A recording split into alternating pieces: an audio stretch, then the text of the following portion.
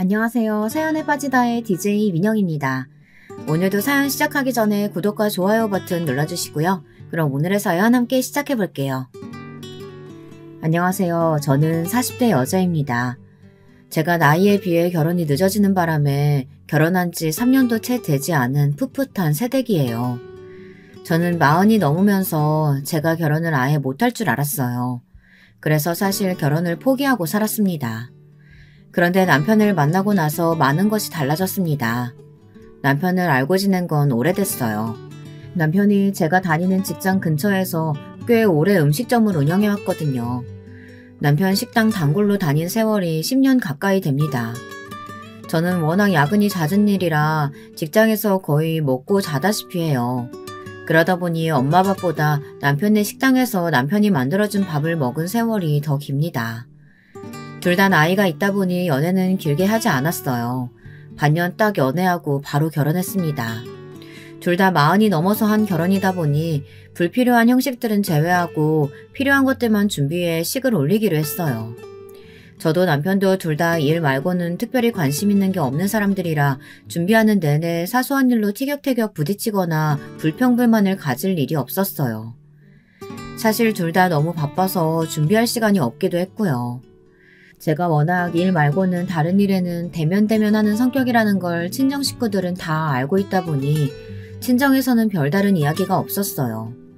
오히려 제가 결혼한다는 것만으로도 신기해서 그 어떤 것도 간섭하지 않으셨습니다. 하지만 시댁은 달랐어요. 저는 집에서 막내이기도 했지만 남편은 시댁에서 장남이에요. 그래서인지 기대하시는 바가 친정과는 아예 달랐죠.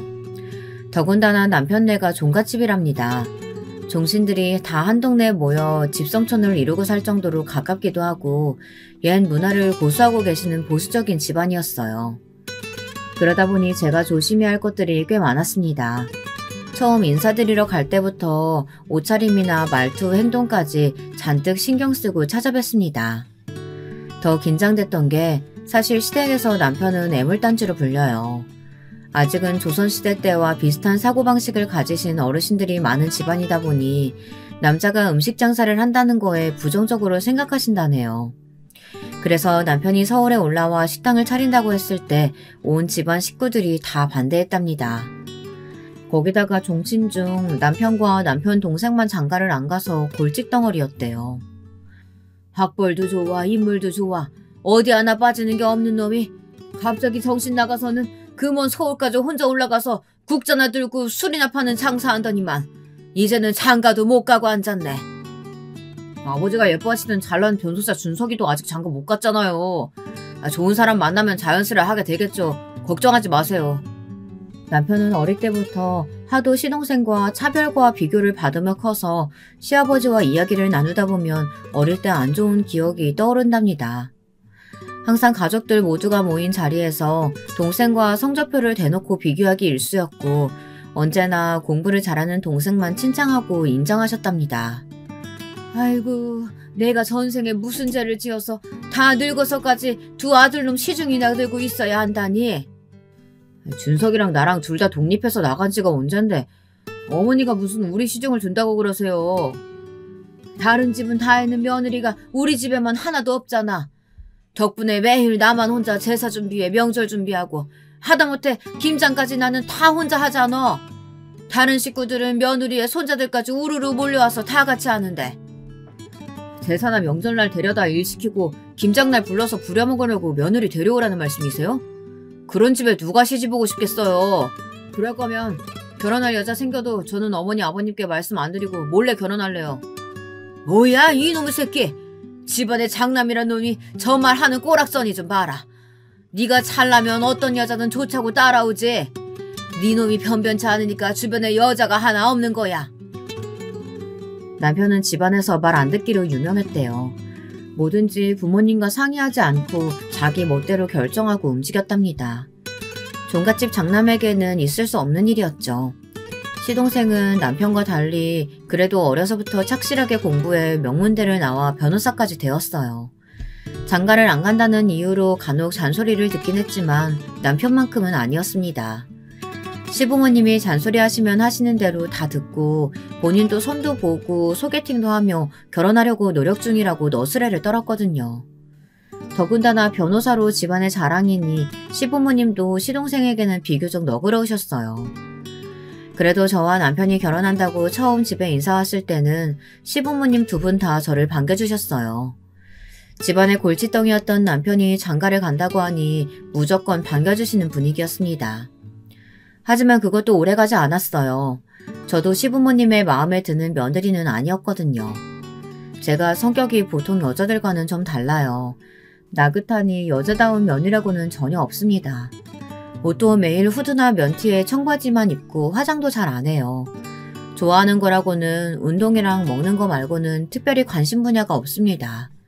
취미도 전혀 없고요. 그래서 결혼 준비도 간단하게 하고 싶었습니다. 결혼식장에서 웬만한 건 다 알아서 해달라고 계약을 하고 왔는데도 골라야 할 게 너무 많더라고요. 결혼식 날 입을 드레스부터 메이크업 상담은 물론이고 심지어 식장에 장식되는 꽃까지 신부가 골라야 한다는 게 생각만 해도 너무 지쳐서 힘들었어요. 그래서 웨딩 촬영은 안 하기로 했습니다. 또 뭔가 고르고 상담받기 귀찮아서요. 대충 남편과 휴가 때 바닷가에 가서 사진이나 몇 장 찍어오는 걸로 만족하기로 했죠. 그런데 시어머니는 이런 제가 탐탁지 않으셨나 봐요. 처음에 새아기 너랑 결혼한다는 이야기 듣고 나이가 많아서 마음에 걸리기야 했지만 그래도 직업이 공무원이라길래 우리 아들보다는 낫겠지 싶어 덥석 허락했다. 근데 어쩜 너는 여자애가 그렇게 결혼식에 관심이 없니? 일생에 한 번뿐인 결혼식인데 그렇게 대충대충 하고 싶어? 어머니, 저는 사실 누가 다 대신 좀 준비하고 결정해줬으면 좋겠어요. 귀찮은 것들은 다 안 한다고 했는데도 뭐가 이렇게 할 일이 많은지 모르겠어요. 저는 그때까지만 해도 시어머니의 성향을 전혀 알지를 못했으니 제 생각대로 말하고 행동했습니다. 그럴 수밖에 없는 게 40년 넘게 살면서 누가 저에게 이래라 저래라 그건 안 된다 이건 안 된다 지적하고 구박하는 적이 전혀 없었거든요. 친정 부모님이며 형제들도 제가 워낙 고집이 세고 제멋대로인 걸 알아서 일절 제 일에는 참견들을 안 했어요. 하지만 시어머니라는 존재는 며느리에 대해 알려고도 이해하려고도 하지 않으시더군요. 무조건 듣기 싫어도 당신의 이야기를 끝까지 들어야 하고 하고 싶지 않아도 하는 신용이라도 해야 일이 일단락되고는 했습니다.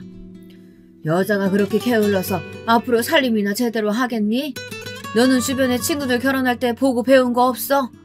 네가 아무리 네 성격대로 귀찮은 건 안 하겠다고 해도 결혼은 집안의 일륜지 대사야. 어머니 양가에 어른들이 있는데 멋대로 안 하겠다고 하면 안 되지.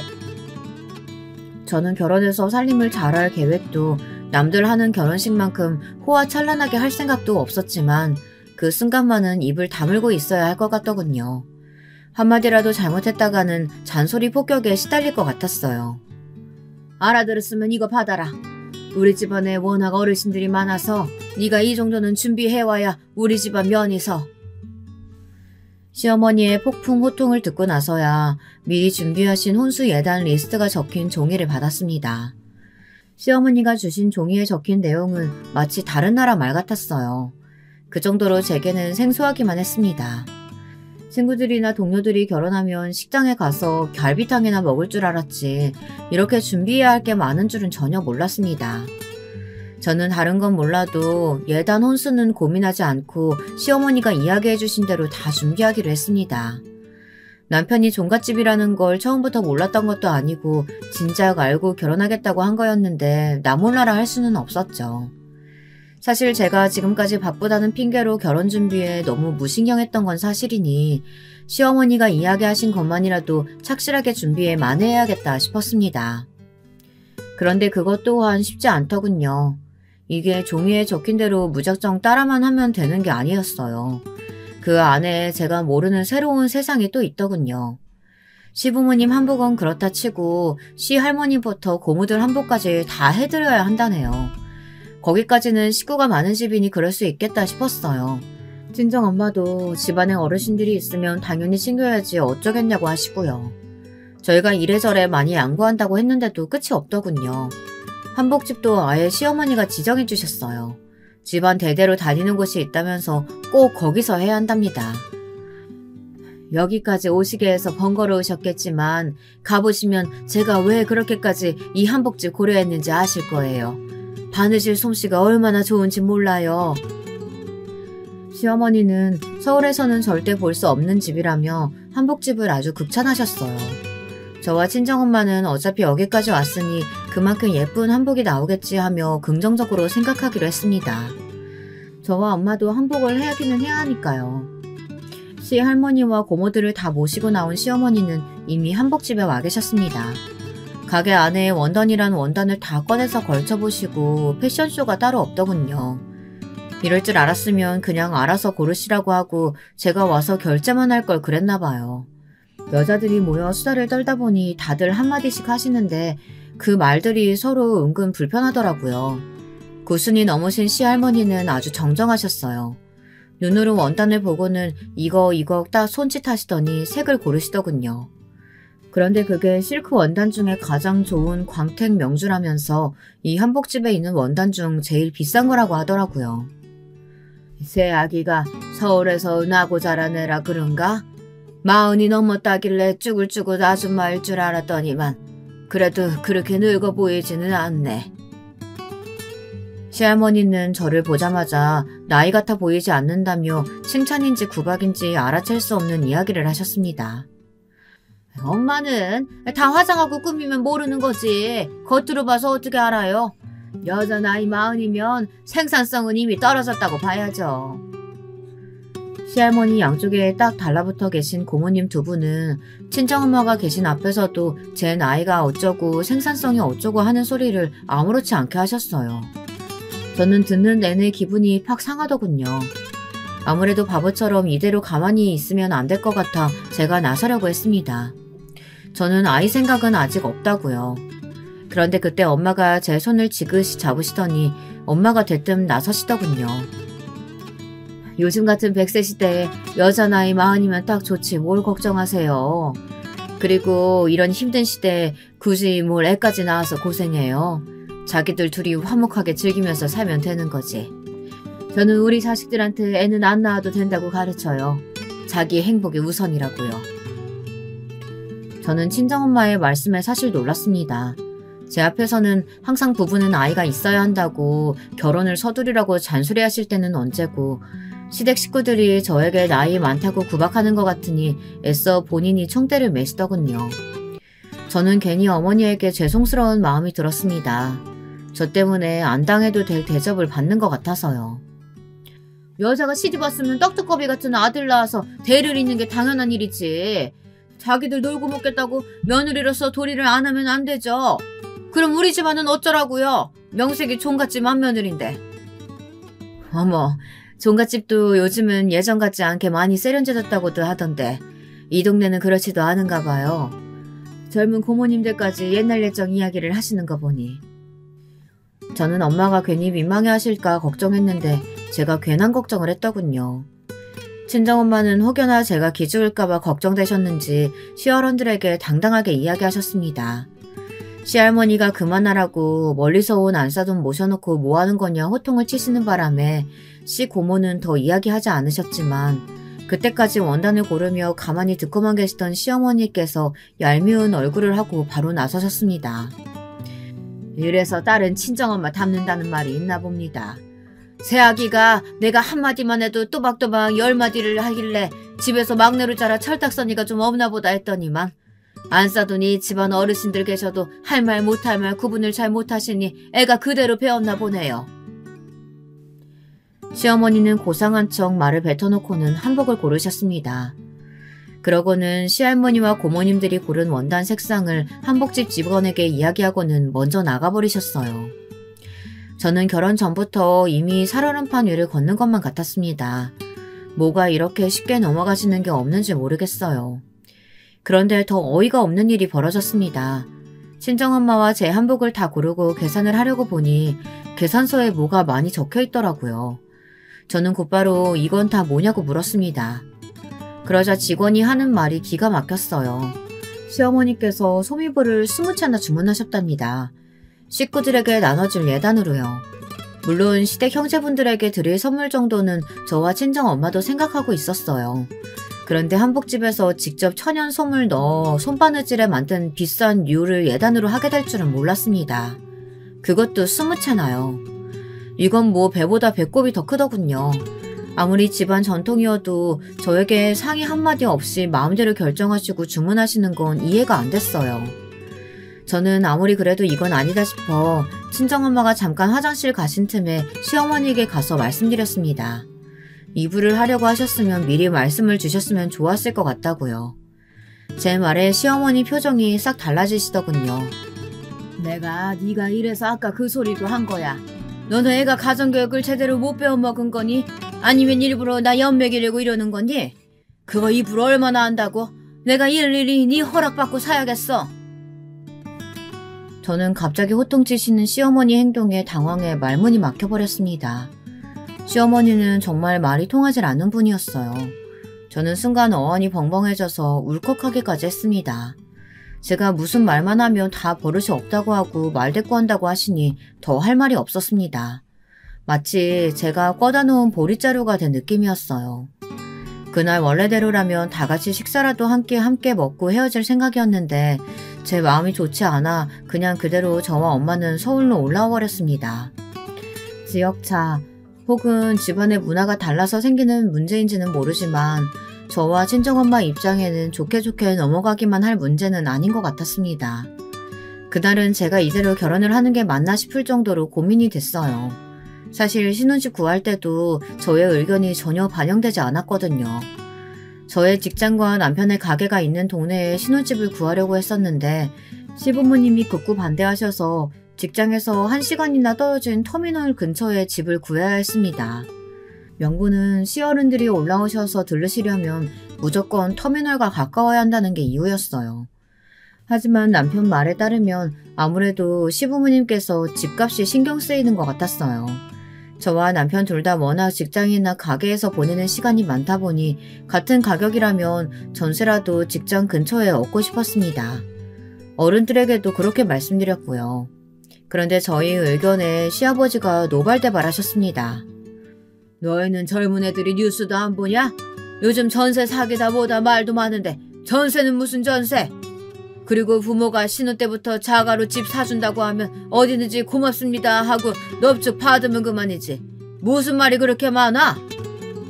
사실 자가로 사기는 했지만 집값의 30% 정도 시아버지가 해주셨고 제가 모은 돈으로 20% 정도 했어요. 나머지 50%는 제가 제 이름으로 대출받았고요. 사실상 반반 했다고 보는 게 맞습니다. 그런데 시부모님은 30% 해주신 걸 가지고 전부 다 당신들이 집을 사주시기라도 한 것처럼 부셨어요. 물론 집을 사는데 도와주셨다는 게 감사한 일이긴 하죠. 하지만 뭐든지 저희 의견을 이야기하기만 하면 다 틀린 소리라고 일방적으로 호통을 치시면서 저희 의견은 다 무시해버리시고 들어주지조차 않으시니 속상했습니다. 저희 친정과는 전혀 다른 분위기에 힘들 때가 한두 번이 아니었습니다. 미안해. 내가 벌어놓은 게 많았으면 당당하게 내가 다 한다고 하고 일절 도움 안 받으면 우리가 원하는 동네에 집 구할 수 있었을 텐데 자기가 다 고생하고도 마음대로 되는 게 없다. 시부모님에 대해 워낙 잘 아는 남편은 언제나 제게 미안했어요. 제가 괜찮다고 해도 자신의 말조차 통하지 않는 부모님을 답답해했습니다. 절대 변하지 않으실 거라는 걸 알면서도 계속 시부모님과 다투면서까지 변하시길 원했어요. 그래도 저는 다행인 게 시댁이 멀리 있다 보니 결혼식만 올리고 나면 특별히 힘든 일은 없을 줄 알았어요. 그런데 그게 또 아니더군요. 결혼과 동시에 본격적으로 신경 쓸 일이 아주 많았습니다. 알고 보니 제가 지금까지 너무 편하게 살았던 거예요. 사람이 살면서 집안에 그토록 많은 행사가 있는 줄은 몰랐습니다. 친정 식구들이야 워낙 제가 집안일에는 무지하고 바쁘다는 걸 알고 계시니 일일이 저를 필요로 하는 일이 없었지만 시부모님은 그렇지 않았어요. 집안의 모든 행사마다 일주일 전부터 제게 연락을 주셨습니다. 남편을 통해 전달하는 것도 아니고 제게 곧바로 연락하셔서 통보하셨어요. 행사 대부분이 제사와 집안 어르신 행사였습니다. 다음 주에는 우리 당숙 제사니까 그 전날에는 본가에 와야 한다. 그래야 시간 맞춰서 출발할 수 있어.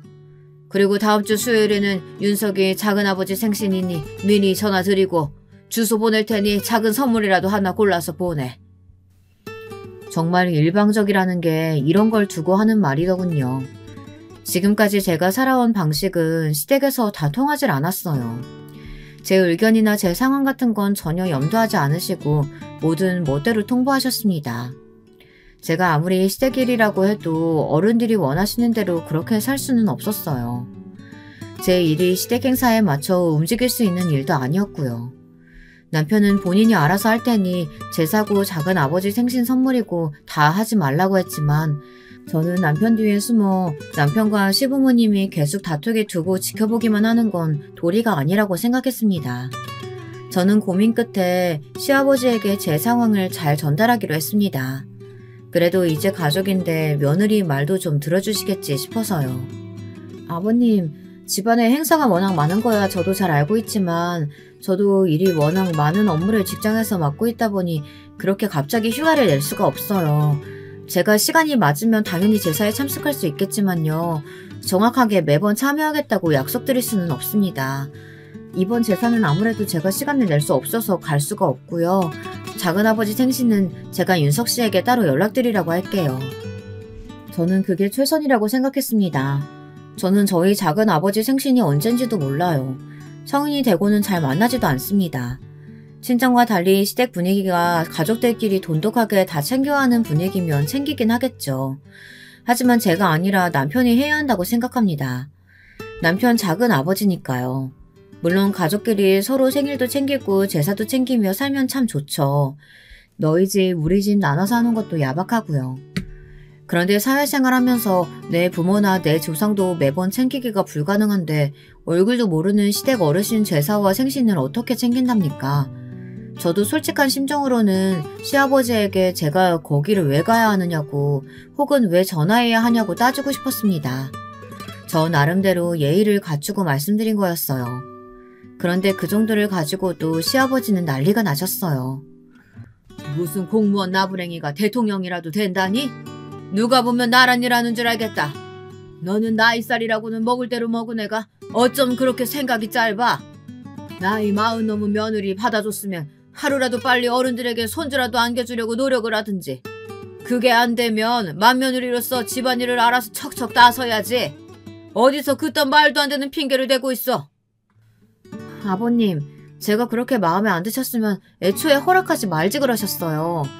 이미 며느리로 받아놓으시고선 왜 매번 제 나이 가지고 뭐라고 하시는데요? 그게 제 마음대로 바뀔 수 있는 것도 아닌데요. 그리고 윤석 씨는 뭐 젊어요? 윤석 씨 나이면 아무리 젊은 여자랑 결혼했어도 손주는 못 보실 나이예요. 저는 내지르고 싶은 말을 반도 하질 않았습니다.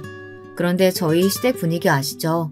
며느리가 감히 시아버지에게 말대꾸를 내질렀다면서 집안이 발칵 뒤집혀졌습니다. 그날로 시할머니부터 고모님들까지 모두 다 돌아가면서 남편에게 전화가 왔답니다. 다들 똑같은 소리만 하셨대요. 집안에 여자가 잘 들어와야 집안이 바로 서는 건데 이제 시집 온 지 1년도 안 된 맏며느리가 저 모양이니 조상들 볼 낯이 없다고요. 남편도 어른들이 하시는 말씀이니 참고 듣다 막내 고모님까지 전화가 왔을 때는 결국 참지 못하고 한 소리 했답니다. 와, 우리 집안이 보통은 아닌 줄 알았지만 이 정도일 줄은 몰랐네요. 이건 뭐 삼류 막장 드라마에 나올 법한 시댁 정도도 아니고 거의 사람과 전쟁급이네요. 제발 그만들 좀 하세요. 다 늙어서 늦게나마 노총각 힘들게 장가갔는데 이러다 저 이혼당하면 고모님들이 책임지실 거예요? 고모님들이 저 데리고 살아줄 거 아니면 신경 끄시라고요. 저와 남편이 결혼한 이후 집안이 조용할 날이 없으니 말하기 좋아하는 대단하신 종갓집에서 아주 시끌시끌했습니다. 그런데 그러던 와중에 시댁에 또 시끄러운 일이 생겼습니다. 명절날 시동생이 결혼하겠다면서 동석감을 인사시키겠다고 시댁에 왔어요. 그런데 제가 처음 인사 갔을 때와는 시댁 분위기가 사뭇 다르더군요. 동서는 시동생보다 8살이나 어려 이제 30이 막 된 변호사였어요. 누가 봐도 저보다야 여러 면에서 조건이 좋았죠. 거기다가 이미 제가 결혼할 때 갔었던 한복집도 다녀왔는데 동서는 그 천연 소미부를 30채를 했답니다. 남으면 동네 어르신들도 좀 나눠드리라고요. 시댁 어르신들은 둘째 며느리 배포가 남다르다며 너무 좋아하셨습니다. 안 그래도 저와 남편은 시댁에서 미운 오리 새끼로 찍혔는데 더 비교를 당했죠. 역시 우리 준석이가 어릴 때부터 공부도 잘하고 그 어렵다는 변호사도 단번에 척척 해버리더니만 여자 보는 눈도 기가 막히는구나. 와, 둘 다 변호사면 둘이 결혼해서 애 낳으면 걔는 얼마나 잘나고 똑똑할 거야? 그러게, 걔는 무조건 판검사 시켜야겠다. 집안 어르신들은 난리가 났습니다. 아직 식도 안 올렸는데 애가 어쩌고 저쩌고 하시면서 칭찬들을 아끼질 않으셨죠. 저와 남편은 낄 자리가 아닌 것 같아 자리를 피하려던 차였습니다. 그런데 동서가 굳이 저를 형님 부르면서 졸졸 따라다니더군요. 제 팔짱까지 끼면서 애교를 막 피우면서요. 형님은 어쩜 이렇게 몸매가 좋으세요? 와, 팔뚝 좀 봐. 이거 알통이에요? 너무 멋있다. 일부러 건강 때문에 운동 많이 하시고 관리하시는 거예요? 저는 공부를 오래 해서 몸이 비실비실 근육이 하나도 없거든요. 부담스럽게 옆에 붙어서 앵앵거리는 게 뭔가 편하지도 않고 불편하더라고요. 왜 있잖아요. 이 사람 말이 다 진심 같지 않고 연기하는 것처럼 느껴지는 거요. 동서가 딱 그랬어요. 쉬지 않고 떠드는데 하나도 진심 같아 보이지 않았습니다. 아이고, 운동 맨날 백날 하면 뭐하니? 아무리 운동해봐야 젊은 사람은 절대 못 따라가는 거야. 그래, 둘이 11살 차이 난다고 했나? 큰손주 며느리가 서울애라고 동안이라고 했더니만 둘째 손주 며느리에 비하면 완전 아줌마네. 아줌마야. 둘째 손주 며느리는 대학생이라고 해도 믿겠어.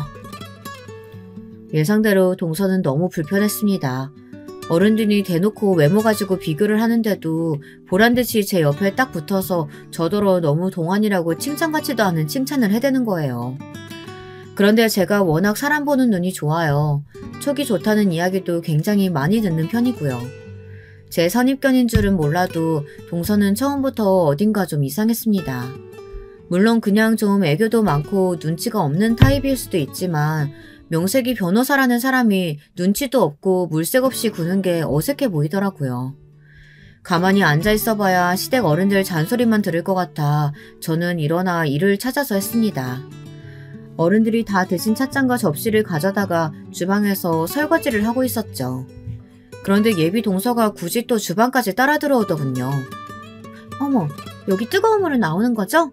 저 사실 오기 전에 한옥이라길래 옛날에 친구들이랑 놀러간 본 한옥 호텔 느낌인 줄 알았는데 이 집은 진짜 그냥 오래된 옛날 집이네요. 여기 쥐도 있는 거 아니에요? 어른들 앞에서 살랑살랑 누드숨을 치며 애교만 부리던 동서가 제 앞에서는 팔짱을 끼고 서서 시댁의 오래된 집을 가지고 궁시렁거리더군요. 그러더니 제 눈치를 슬슬 살피더니만 은근슬쩍 이런저런 험담을 늘어놓더군요. 고모님들은 본인 식구들은 따로 있으신 거 아니에요? 왜 댁에 안 가시고 저렇게 죽치고 앉아 계세요? 그리고 아까 형님도 보셨죠? 제가 이불 좀 많이 샀다고 신나서 2채씩 가져가신다고 하는 거요. 그냥 공짜면 무조건 좋아서는. 역시 제가 본 모습이 맞았습니다. 동서는 지금까지 어른들 앞에서 연기하고 있었던 거예요. 저는 그때까지만 해도 그럴 수 있다고 생각했습니다. 동서는 저보다 10살이 넘게 어렸으니 저와도 세대 차이가 날 텐데 저희 시댁 같은 분위기가 낯선 게 당연하니까요. 고모님들은 안 가시는 게 아니라 조금 있다가 자제분들이랑 고모부님들이 같이 이쪽으로 오실 거예요. 여기가 큰 집이라 다 여기로 모이거든요. 제 말에 동서는 입을 쩍 벌리더니 입을 크게 벌렸어요. 전혀 몰랐다는 듯이요. 그러더니 설거지를 마치고 고무장갑을 벗는 제 팔을 또 붙잡았습니다. 드라마에서나 나오는 집안이 여기도 있었네요. 다 모이면 완전 주말 연속극 같겠어요. 우리 형님 지금까지 너무 힘드셨겠어요. 앞으로는 제가 많이 도와드릴게요. 형님은 걱정하지 마세요. 처음 봤을 때부터 물색이 없는 줄은 알았지만 생각보다 더 말이 많더군요. 저는 귀찮아서 대충 웃어 넘겼습니다. 나도 일이 바빠서 시댁 일에 잘 신경 못 써요. 그리고 꼭 며느리라고 다 알아서 해야 하는 것도 아니고 동서도 변호사면 워낙 바쁠 텐데 처음부터 너무 잘하려고 애쓰지 말고 무리하지 않은 선에서 해요. 저는 나름 동서를 생각해서 한 말이었습니다. 젊은 며느리들이 처음에 다들 시부모님께 이쁨 받으려고 애쓰고 노력하느라 금방 지치는 걸 주변에서 많이 봤거든요. 더군다나 저희 시댁은 보통 집안이랑은 조금 다르잖아요. 혼수 드시는 어르신들도 많은데 거기에 휩쓸리다 보면 이래저래 스트레스도 많고 힘들어질 것 같아 한 조언이었습니다. 그런데 그 조언이 뜬금없이 제게 불똥이 튀더군요. 동서가 제가 한 소리를 잘못 알아들었나 봐요. 안 해도 될 일을 자꾸 만들어서 일을 키우는 이상한 재주가 있었습니다. 결혼식을 올리고 신혼여행에 다녀오자마자 뜬금없이 동서는 저와 남편까지 시댁으로 오라고 연락을 했어요.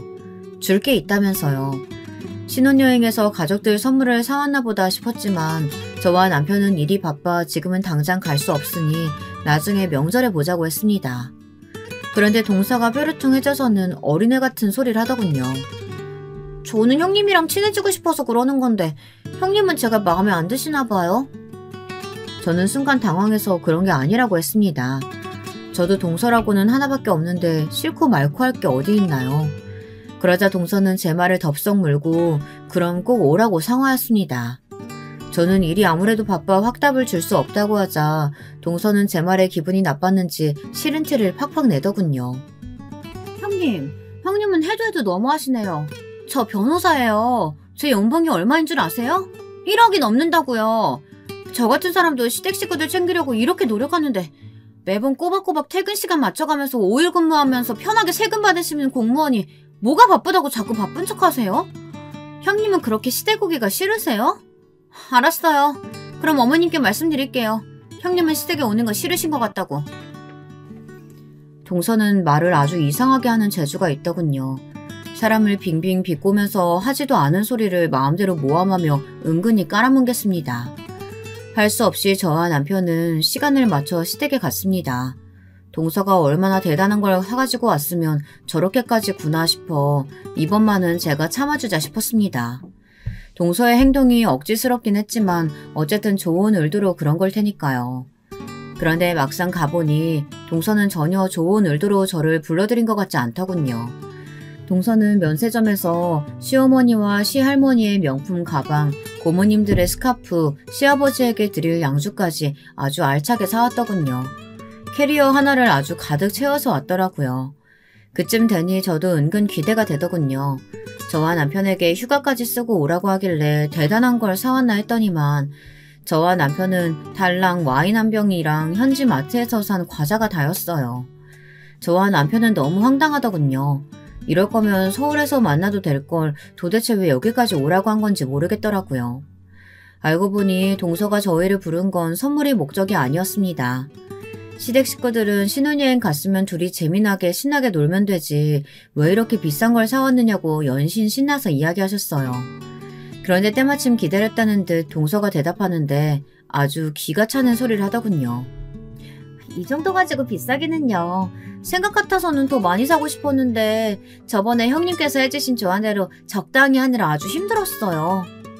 저는 동서가 무슨 소리를 하는 건가 싶어 한참을 생각했습니다. 거기서 제가 뜬금없이 왜 나오고 도대체 제가 뭘 적당히 하라고 했나 싶어서요. 그런데 동서가 저를 엿먹이려고 아주 작정을 하고 온 거더군요. 고모님들이 그게 무슨 이야기냐고 물으니까 동서가 저를 한번 힐끗 바라보더니 결혼 전에 시댁에 인사 왔을 때 저와 나눴던 이야기를 하더라고요. 아, 그게 사실은 형님이 시댁에는 처음부터 너무 잘하려고 하면 안 된다고 알아서 적당히 해야 한다고 하시더라고요. 순간 당황한 저는 얼굴이 새빨갛게 질려버렸습니다. 그리고 그 순간 바로 알아챘죠. 동서는 절대 저와 잘 지낼 생각이 없는 거였어요. 손이 동서인 저를 갖고 놀고 물먹이려고 했다고밖에 생각할 수 없었습니다. 저는 애써 동서에게 다가가 말을 그렇게 하면 어떻게 하냐, 어른들이 들으시면 충분히 오해하시지 않겠냐고 둘러댔습니다. 그러자 동서가 뭐가 그렇게 웃긴지 갑자기 박수를 쳐대며 깔깔 웃더군요. 형님은 또 뭐 그걸 그렇게 설명하고 그러세요? 제가 물색 없이 앞뒤 구분도 못하고 시댁에서 혼자 신나게 나설까봐 걱정돼서 그러신 거 다 아는걸요. 제가 사람을 너무 얕잡아봤습니다. 살면서 별의별 종류의 인간들을 다 만나봤지만 동서 같은 애들이 제일 무서워요. 차라리 대놓고 못되게 굴면 같이 못되게 굴고 욕이라도 질러주면 될 일이지만 사람 은근히 가지고 놀며 바보를 만드니 제가 나서면 더 우스운 꼴이 되는 것 같았습니다. 거기다가 더 억울했던 건 동서에 대먹지 않은 짓이 시어른들에게 통했다는 겁니다. 안 그래도 미운 오리 새끼인 저였으니 이때다 싶으셨겠죠. 그네, 너는 윗사람이라는 애가 도대체 아랫사람한테 뭐라고 가르쳤길래 어른들 앞에서 저런 소리를 하게 만들어? 며느리라는 게 어른들 말에 제사에 오내 만에 토달면서 멋대로 떠들어댈 때부터 내가 알아봤다. 자기보다 잘난 어린 동서가 어른들한테 잘하고 예쁨 받는 게 시샘났나 보지. 졸지에 저는 동서를 질투하는 대먹지 못한 며느리가 되어 있었습니다. 남편은 나서서 시부모님께 뭘 또 말을 그렇게 하시냐고 그만 좀 하시라고 했지만 저는 말문이 막히고 가슴이 쿵쿵 빠르게 뛸 정도로 상태가 좋지 않았습니다. 별거 아닌 일이라는 걸 알지만 제가 하지도 않은 일 가지고 괜히 소리를 듣자 이것처럼 억울한 게 없더군요. 더군다나 그 일로 시댁 어른들의 눈밖에 난 게 더 확실해졌어요. 그날 저녁을 먹고 정리하는데 시어머니께서 저에게 설거지를 시키셨어요. 어른 10명가량이 먹은 식사 자리인데 저 혼자 하기에는 턱없이 많은 양이었습니다. 평소 같으면 이걸 어떻게 혼자 하느냐고 했겠지만 그날은 저도 더는 싫은 소리 듣고 싶지 않더군요. 그때 참고 있던 남편이 벌떡 일어나 저를 도우려고 따라 나섰습니다. 그러자 시어머니가 남편에게 한마디 하셨어요. 이게 얼마나 된다고 너까지 들어가? 아이고, 내가 자식 새끼 눈치 보여가지고 며느리한테 설거지도 못 시키네. 됐다, 네 마누라 안 시킬 테니까 그냥 둘 다 앉아있어. 더러워서 내가 하고 말지. 아유, 우리 올케 언니 평생 맏며느리로 고생만 했는데 이제 며느리 좀 보고 쉬나 했더니만 고생길이 끊이질 않네. 순간 분위기가 이상해졌습니다. 이건 뭐 제가 설거지를 일부러 안 하려고 하는 꼴이 됐더라고요. 저는 자리에서 벌떡 일어나 동서 어깨를 툭 쳤어요. 같이 하자고요. 그러자 동서가 하는 말이 황당했습니다. 어머님이랑 고모님들은 어쩜 이렇게 음식 솜씨가 좋으세요? 저 너무 많이 먹어서 배가 빵 하고 터질 것 같아요. 꼼짝도 못하겠어요. 분명 제가 동서한테 같이 하자고 어깨를 건드린 거를 모를 리가 없을 텐데 동서는 배부른다면서 싹 모른 척을 하더군요. 그러자 고모님들이고 할머니고 박장대소를 하시며 귀엽다고 야단이셨습니다. 거기다가 막내 며느리한테 명품 선물까지 받았는데 가만히 있을 수 없겠다며 고모님 두 분이 서로 설거지를 하겠다고 농담까지 하셨습니다. 결국은 제가 자리에서 벌떡 일어났어요. 제가 설거지 하겠다고요. 남편은 같이 하자고 상하였지만 제가 혼자 하겠다고 했습니다. 설거지가 뭐라고 이 야단을 치나 싶어서요. 혼자 주방에 서서 설거지를 하는데 속이 부글부글 끓었습니다. 제가 바쁜 와중에 굳이 휴가까지 내고 와 이 와인 한 병 받겠다고 이 먼 시골까지 와 이런 대접을 받고 있어야 하는 건지 짜증이 났습니다. 동서는 도대체 무슨 억하심정으로 저에게 이러는 건가 싶기도 했고요. 그런데 설거지를 하고 나왔더니만 동서는 일을 또 벌려놨더군요. 다음 주에 시댁에 제사가 있다고 시아버지가 이야기를 꺼냈는데 동서가 불쑥 거기에 오겠다고 했나 봐요. 저희 친정은 제사를 안 지내서 한 번도 와본 적이 없어요. 안 그래도 어떻게 하는 건지 한번 꼭 보고 싶었는데 제가 와서 도와드려도 될까요? 할 줄 아는 게 없어서 도움이 될지는 모르겠지만요. 동서는 온갖 아양을 떨며 애교를 떨었습니다. 어쩜 마음씨도 예쁜지 말도 저렇게 곱게 할까. 우리 며느리가 와서 옆에 있어주기만 해도 우리는 힘이 나지. 저는 시아버지가 저렇게 말씀하시는 건 처음 봤어요. 제가 자주는 아니어도 시간이 나면 석 달에 한 번은 제사에 왔었는데 저한테는 한 번도 저렇게 웃으면서 말씀하신 적이 없거든요. 하루 종일 기름 냄새 맡으며 음식 준비를 해도 고생했다는 말 한마디 안 하셨어요. 아무리 집안 제사를 중요하게 생각하셔도 그렇지 동서가 제사 한 번 온다고 했다고 아주 입이 귀에 걸리셨더군요. 저는 그냥 모든 게 다 서운했습니다.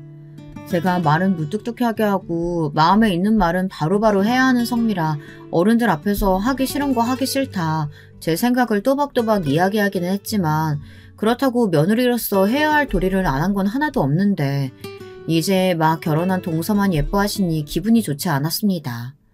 거기다가 동서는 애꿎은 저를 끌어들였다는 겁니다. 이미 어른들 앞에서 귀여움 받을 거 혼자 다 받고 와서는 저한테 제삿날 꼭 오라는 겁니다. 형님은 그래도 제사 때 몇 번 와보셨으니까 음식 준비 같은 거 잘하시겠다. 이번에도 오셔서 저 도와주실 거죠? 형님 없으면 제가 혼자 어떻게 하겠어요. 동서가 시부모님한테 잘하고 싶으면 동서 혼자 알아서 해. 왜 가만히는 나까지 끌어들여? 난 이미 시아버지한테 잔소리 들을 만큼 듣고 제사 문제는 내가 올 수 있을 때만 오기로 했어. 동서는 본인이 몸을 베베 꼬아가며 아양을 떨었는데 저한테 통하지 않자 곧바로 표정이 싹 변하더니 정색을 하더군요. 형님은 공무원이라고 하더니만 엄청 고지고대로시네요.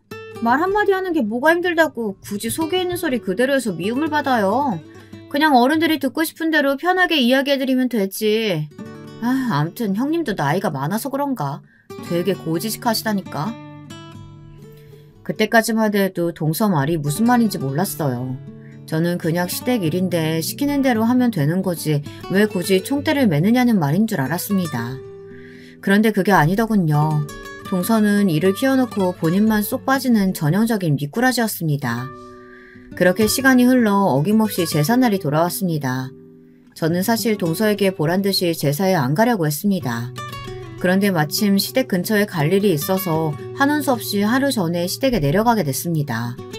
굳이 일정이 맞아서 갈 수 있는데 동서가 좀 얄밉다고 해서 거짓말까지 하고 제사에 안 가는 건 제 성격상 용납이 안 되거든요. 그런데 제사 전날 밤이 다 되어 가는데 동서가 오질 않더라고요. 음식 준비도 거의 다 끝나가는데 말이죠. 저는 시어머니에게 동서는 왜 안 오냐고 물었습니다. 그러자 시어머니 말씀이 안 그래도 조금 전 동서에게 연락이 왔는데 오늘은 일이 많아서 못 오고 내일 새벽이나 일찍 내려온다고 했다네요. 저는 어이가 없어서 실소가 흘러나왔습니다. 그제야 동서가 제게 했던 말이 이해가 되더군요. 상황이 어떻게 되던 간에 우선 던지고 보는 거였어요. 제사를 한 번도 안 해봤네 어쩌네 하면서 궁금하다고 도와주겠다고 일찍 온다더니만 음식 준비 다 해놓으면 차릴 때만 와서 그냥 제사 구경만 하고 간다는 거였어요. 동서는 작은 아버님 댁과 고모님들까지 다 와서 제사상을 거의 다 차리고 나서야 도착했습니다. 주인공이 따로 없었어요. 이럴 거면 도대체 왜 오겠다고 한 건지 모르겠더군요. 아버님, 어머님 죄송해요. 제가 어떻게든 시간 맞춰서 오려고 했는데 일이 너무 많아서 늦은 거 있죠. 일이 많아서 그렇다니 할 수 없지 뭐. 그래도 큰며느리가 어제 일찌감치 내려와서 거들어준 덕분에 수월하게 금방 끝났다. 네 형님한테 고생했다고 말이라도 해. 그래, 우리 조카 며느리가 생각보다 손이 야물딱진 게 음식에 소질이 있더만. 간도 딱딱 잘 보고. 웬일로 시어머니와 고모님이 저를 칭찬을 다 해주시더군요. 덕분에 언제나 어른들의 관심을 독차지하고 싶어하는 동서가 똥줄이 타는지 또 몸을 베베 꼬더군요. 너무 고생하셨어요. 그래서 이 막내 며느리가 우리 시댁 어르신들 위해서 봉투를 준비했습니다. 맛있는 거 사드시라고 넉넉히 100만 원 넣었어요. 동서는 호들갑을 떨며 봉투를 시어머니에게 드렸습니다. 어른들은 좋아서 어쩔 줄 모르셨어요. 역시 돈 잘 버는 며느리라 스케일이 다르다 하셨죠.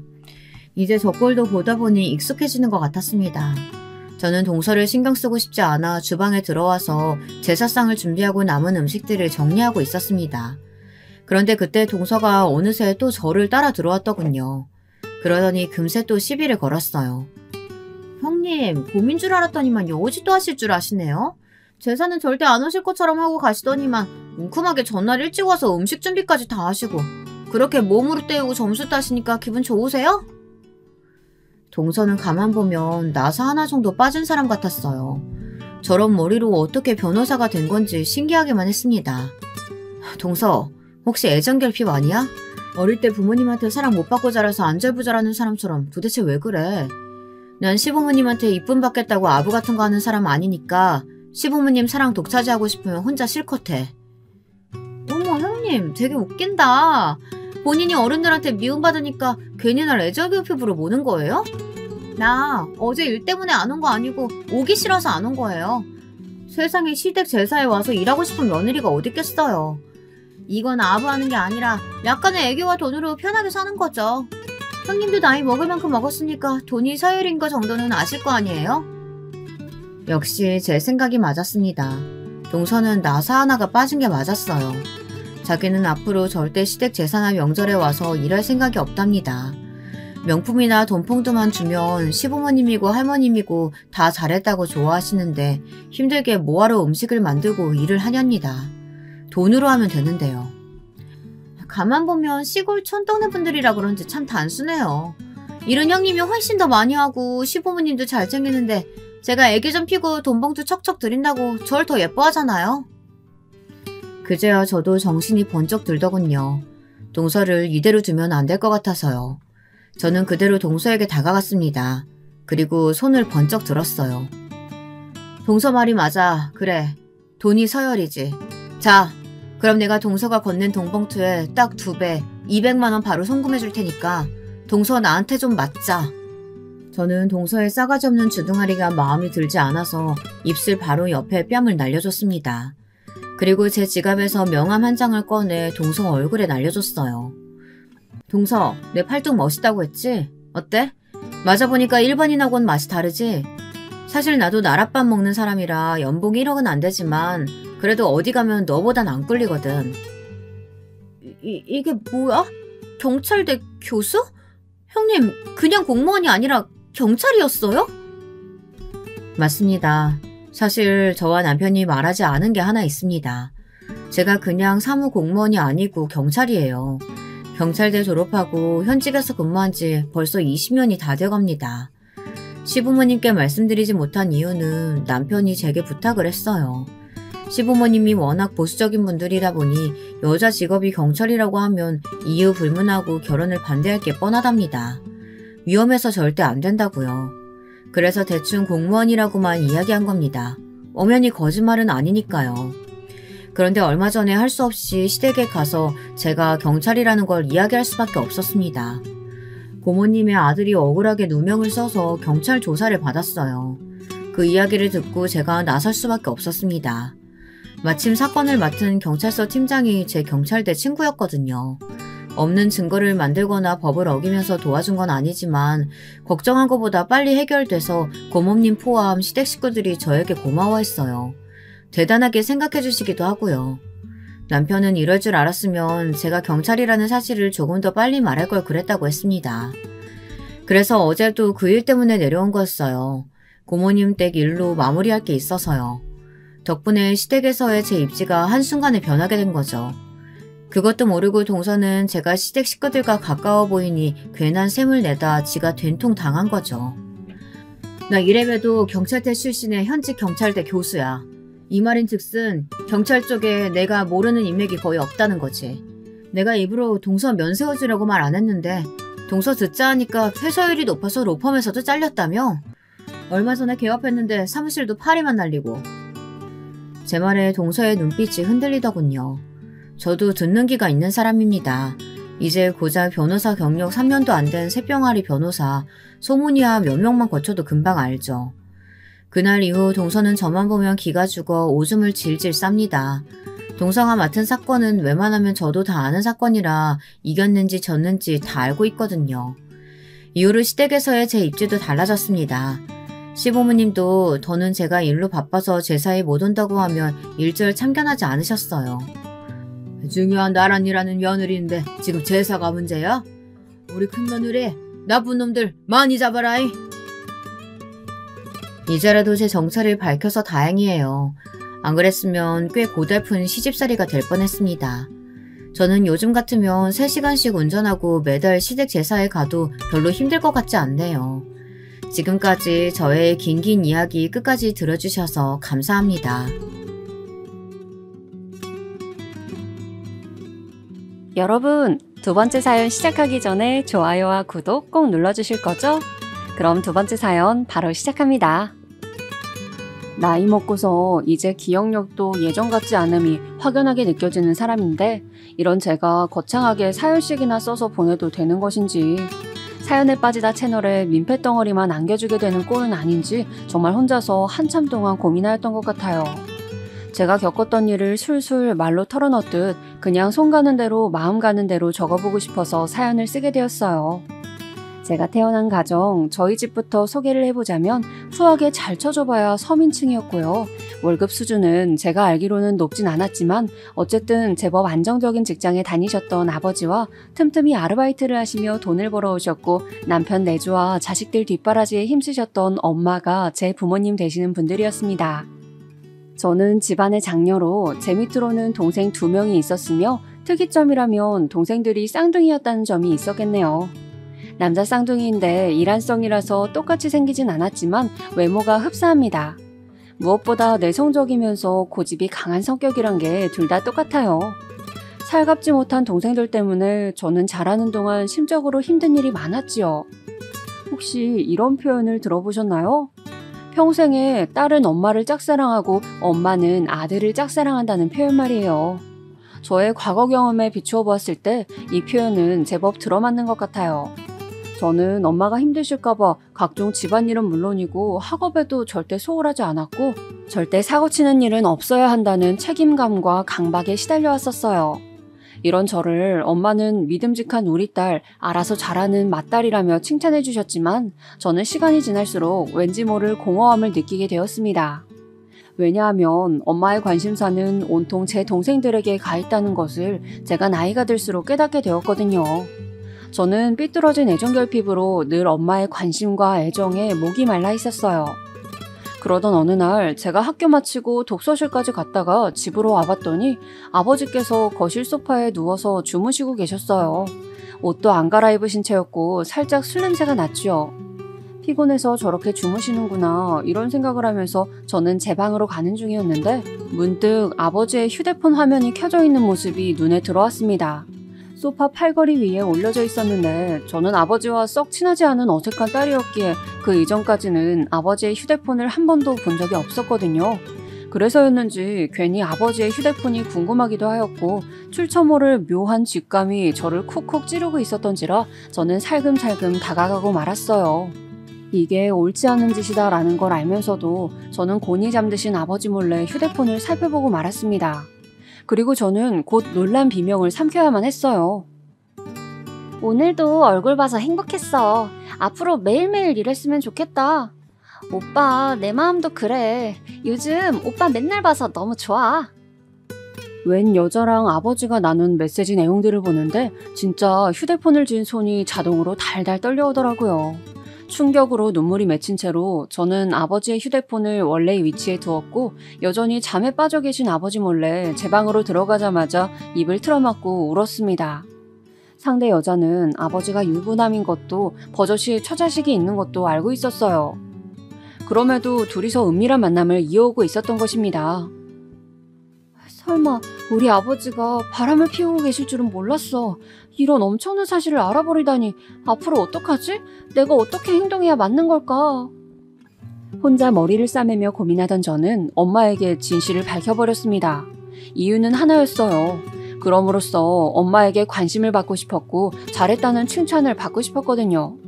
하지만 제 예상과 다른 결과가 펼쳐졌습니다. 부모님은 끝내 이혼을 하셨고 가족이 찢겼어요. 엄마는 동생들을 데려가셨고 아버지께서 제 자취방을 얻어주셨습니다. 고등학생이었던 저는 한순간에 가족들을 다 잃고 학교 근처 자취방에서 혼자 살게 되었던 거예요. 엄마가 저한테 남기셨던 말 때문에 저는 그 누구도 탓하지 못한 채 외로움을 감내해야 했습니다. 이게 다 너 때문인 거 알지? 네가 나한테 그 사실을 전하는 바람에 이렇게 된 거야. 저는 엄마의 그 말에 갇혀서 끙끙대며 살아왔어요. 성인이 되어 많은 세상을 경험하면서 그나마 죄책감에서 벗어나 지낼 수 있었던 것 같네요. 나이가 차서 만난 제 남편은 저보다 2살 위 연상이었어요. 별로 친하지도 않았던 지인이 갑자기 소개를 시켜주는 바람에 만나게 된 사이였고 저나 남편이나 처음에는 서로에게 큰 감흥이 없었답니다. 그러다가 제가 먼저 남편한테 푹 빠져서 들이대게 되었는데요. 웃기게도 제가 남편에게 빠지게 된 계기는 무심코 남편이 뱉은 어떤 말 한마디 때문이었어요. 나는 바람 피우는 남자들은 남자건 여자건 다 인간 말종이라고 생각해. 이유 불문, 문단 무용으로 무조건 죄인 취급해야 마땅하다고 봐. 무슨 드라마 얘기가 나왔을 때였나? 그런 대화 주제로 흘러가던 중에 남편이 뱉은 발언이었는데 저는 바로 그것에 확 꽂히고 말았습니다. 더 이상 남편이랑 제가 얼마나 뻔하고 재미없게 만난 인연인지, 남편의 외모가 제 이상형인지 아닌지 하는 모든 것들은 상관이 없어졌어요. 그런 말을 확고한 표정과 말투로 뱉을 줄 아는 남자야말로 제가 찾아 헤맸던 운명의 상대였으니까요. 저는 남편이 홧김에 속에도 없는 말을 뱉었던 것은 아니라는 확신을 가지게 된 이후부터는 진짜 찰거머리처럼 남편한테 달라붙어 다녔어요.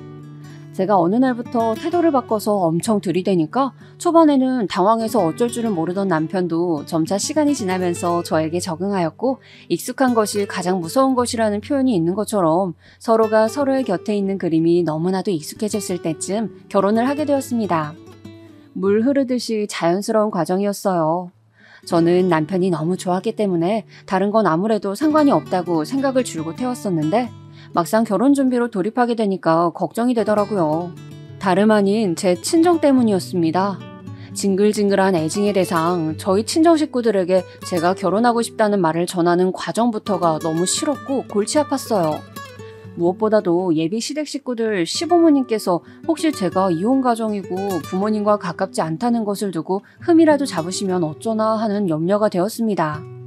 제가 그런 부분들 때문에 마음이 편하지 않고 자꾸 고민이 된다는 얘기를 남편한테 터놓았었죠. 그랬을 때 남편이 아주 의외의 이야기를 저에게 해주었어요. 이제 우리 결혼하기로 단단히 약속한 사이니까 해주는 이야기인데 말이지. 내가 바람 피우는 종자들을 유독 혐오하게 된 계기가 따로 있어. 바로 우리 아버지 때문이야. 생각지도 못한 이야기를 듣고 저는 깜짝 놀랄 수밖에 없었어요. 남편은 저랑 사귀는 동안에 자기 집안 이야기를 저한테 거의 한 적이 없었으니까요. 이남 1녀 집안에서 막내로 태어난 남편. 그런 남편이 어렸을 적부터 기억하고 있는 시아버지께서는 무척 가부장적인 분이셨다고 합니다. 남자는 하늘이고 여자는 땅이라는 가부장적인 사고방식에 찌들어 계셨을 뿐만 아니라 술을 참 좋아하셨고, 그로 인해서 사고도 자주 쳐오셨다네요. 그런 부분들은 남편뿐만 아니라 아주버님과 시누이도 워낙 어렸을 때부터 봐왔던 것이라서 특별히 이상하다고 생각을 못했었대요. 태어나서 늘 보고 자란 장면이 그런 것이었으니까요. 묵묵하게 시아버지를 내조하면서 혼자 자식들 도맡아 키우시고 그것만 해도 벌써 벅찬 것이었는데, 부업을 하며 돈까지 틈틈이 벌어오셨던 엄청난 희생정신의 소유자가 바로 시어머니셨다고 합니다. 시어머니께서는 당신의 남편에게 뿐만 아니라 자식들에게도 큰소리 한번 내는 일 없이 착하고 순하게 구셨대요. 남편의 말로는 천성 자체가 워낙 그러신 분이신 것 같대요. 저는 저의 시아버지 되실 분께서 가부장적이신 옛날 분이신데다가 지독한 다혈질이며 당신의 아내 알기를 우습게 하는 분이라는 것을 알고 덜컥 겁을 집어먹고 내가 그런 사람의 며느리로 살 수 있을까 하며 두려움에 떨었다가, 반대로 저의 시어머니 되실 분께서는 그야말로 부처님 같은 성정의 천사의 현신 같은 분이시란 얘기에 가슴을 쓸어내렸습니다. 보통 며느리들이 시어머니 때문에 고초를 겪는 것이지 시아버지 문제로 초장부터 골머리를 썩진 않으니까요. 저로서는 차라리 시어머니보다 시아버지 쪽이 힘드신 분인 게 낫다고 여겨졌어요. 그런 판단을 내리면서 남편의 이야기를 마저 들었다가 정말이지 말문이 막혀버렸습니다. 시아버지의 작태에 워낙 익숙해져 있었던 남편을 포함한 3남매도 기가 막혀 뒤로 넘어갈 만한 사건이 터졌는데, 그건 바로 시아버지의 바람이었어요. 어떻게 우리 어머니 같은 분을 두시고 밖으로 내두실 수가 있었는지, 우리 어머니는 정말 가정을 위해 당신의 모든 것을 바쳐서 헌신하신 분이었으니까 정말 이해할 수가 없었어. 그리고 같은 남자로서 아버지를 더 이상 존경하는 건 있을 수 없는 일이라고 생각하게 되었어. 아버지는 바람을 2차례 피우셨는데 정식으로 발각된 것만 2번이었기 때문에 솔직히 말해서는 그것보다 더 되었을 수도 있다고 생각해. 남편은 생각할수록 열이 받는다면서 뿌득 이를 갈며 시아버지의 바람 사건을 이야기해 주었습니다. 2번이나 바람을 피우신 것도 모자라서 그중 한 차례는 집을 나가신 적도 있었대요. 시아버지께서 그러셨음에도 시어머니는 묵묵히 자리를 지키셨고 여전히 혼자 자식들을 보살피셨다고 합니다. 세상에, 조선시대의 연료도 아니고 어쩜 그럴 수 있었을까요? 시어머니 되실 분이 정말 대단하신 여성이라는 생각이 들었어요. 또한 부전자전이라고 자기 부친의 그런 기질을 물려받거나 행태를 자연히 배우고 따라갈 수도 있었을 텐데 남편은 반대로 그런 모습들을 직접 보면서 혐오감을 느끼고 절대 그렇게 되지 말아야겠다는 생각을 하게 되었다니 저는 저랑 결혼할 사람이 이런 남자라서 다행이라고 여겼어요. 남편이 저한테 이실직고하기를 자기의 형이랑 누나는 예전에는 안 그랬는데 성인 된 이후로 사회생활을 하면서부터 점차 자기 부친의 편을 들면서 착하고 만만한 자기 모친은 등한시하기 시작했다는 것입니다. 아무래도 집안의 실권자가 시아버지이니만큼 아주버님과 시누이는 본인의 유리함을 쫓아서 시어머니를 슬슬 저버렸던 모양이었어요. 그런 이야기를 듣는데 제 안에서 울분이 났고 시어머니 되실 분이 너무나도 가엾게 느껴졌습니다. 가족을 위해 한평생 희생해 오셨고 묵묵하게 가정을 지켜오신 분인데 착하고 유순하다는 이유로 또 집안의 경제권자가 아니라는 이유로 푸대접을 받으면서 온갖 눈칫밥만 드시고 계신 거잖아요. 같은 여자로서 너무 안쓰럽다는 생각도 들었고요. 그 오랜 지난 세월 동안 시어머니께서 열심히 하신 가사노동만 시급으로 따져봐도 어마어마한 금액이 계산될 것이었는데 그런 쪽으로는 가정도 안 해보고 무조건 시어머니의 가치를 낮잡아보는 예비 시댁 식구들이 참 못난 것 같았습니다. 형이랑 누나가 그러니까 형수님이랑 매형도 점차 똑같이 따라가더라. 다들 우리 어머니를 얼마나 우습게 알고 무시하는지 몰라. 은근슬쩍 부려먹고 요리며 설거지를 다 우리 어머니한테만 몰아주고 그런 사소한 것부터 큰 것까지 다 따져보면 한도 끝도 없어. 그나마 내가 중간에서 막아줘서 망정이었지. 우리는 우리 어머니한테 그러지 말자. 내가 너한테 우리 어머니께 잘하라는 소리까진 안 할게. 다만 마땅히 해야 할 도리는 하고 살자는 거야. 남편이 아주 조심스럽게 저한테 그렇게 말을 했을 때 저는 오히려 남편에게 화를 냈습니다. 오빠는 나를 어떤 사람으로 알고 그런 말을 하는 거야. 당연히 어머님께 잘하고 살아야지. 우리라도 든든한 어머님 편이 되어드리는 게 당연한 일이야. 그러자 남편이 저에게 감동했다면서 자기도 사실 이런 집안 이야기를 언제 어느 때 꺼내야 할지 그동안 고민이 많아서 혼자 속으로 전전긍긍을 해왔다고 하였어요. 그런데 제가 이런 반응을 보일 줄 알았다면 진작 이야기를 나눌 걸 그랬다고 하더군요. 저도 그 말을 듣고 저희 집 이야기, 제가 예전에 어떤 성격이었는지 이런 것들을 남편한테 허심탄회하게 털어놓았죠. 그래서 저희는 이미 결혼 전부터 서로에게 끈끈한 신뢰가 생겼어요. 비록 남편이나 저나 객관적으로 빼어난 조건들은 아니었지만 적어도 서로에게만은 최고의 신랑감이자 신부감이었던 거예요. 양가에서 저희의 결혼을 어떻게 받아들이는진 전혀 상관없이 저희는 저희끼리 행복하게 살 수 있다는 자신감도 점차 피어올랐습니다. 그런 마음가짐으로 저는 시부모님께 인사를 드리러 가게 되었죠. 귀한 막내 아들의 배필로 짝지어주기에는 솔직히 내 심정을 말하자면 영 탐탁지 않은 구석이 많은데 시아버지께서는 애들로 말씀하시는 척하면서 실상은 대놓고 저를 낮게 평가하셨습니다. 인상은 의외로 평범하고 무난하신 분이셨는데 바로 그렇기 때문에 바람상대의 경계를 무너뜨리고 그렇게 바람을 피워대셨었나 하는 짐작을 잠시 했었네요. 저는 시아버지께서 저한테 뭐라고 하시든 관계없이 어차피 저는 남편하고 결혼하는 것이 확정이었기에 별 신경 쓰지 않았습니다. 한 귀로 듣고 한 귀로 흘리는 중이었죠. 제가 그럴 거라고 남편한테도 미리 못을 박아놨었기 때문에 남편은 옆에서 자기 아버지의 주둥이를 꼬매버리고 싶다는 충동을 참아가며 작게 한숨만 흘려댔습니다. 얼른 이 시간이 끝나기만을 바라고 있었죠. 그런데 그때 저를 바라보시는 시어머니의 눈빛이 꽤나 촉촉하다는 것을 알아차렸습니다. 저한테 하시고 싶으신 말씀이 분명히 있는 눈치로 보였는데 시아버지께서 분위기를 주도하시며 끊임없이 훈계의 장을 펼치고 계신 상황이라 시어머니께서는 감히 끼어들지 못하고 계실 뿐인 것 같았죠. 그래서 저는 눈치껏 가만히 시아버지의 비위를 맞춰드렸다가 자리가 파하자마자 얼른 시어머니를 구석에서 따로 배웠습니다. 어머님, 제가 워낙 부족한 사람이라 앞으로 좋은 며느리가 되어드리진 못하더라도 나쁜 며느리는 결코 되지 않겠습니다. 저 열심히 할게요. 제가 그렇게 조용히 인사를 드렸는데 그 순간 시어머니께서 저의 손을 꼭 맞잡으시는 겁니다. 저는 그 따뜻한 손의 온기를 느끼며 시어머니께서 눈물을 글썽거리시는 것을 보았어요.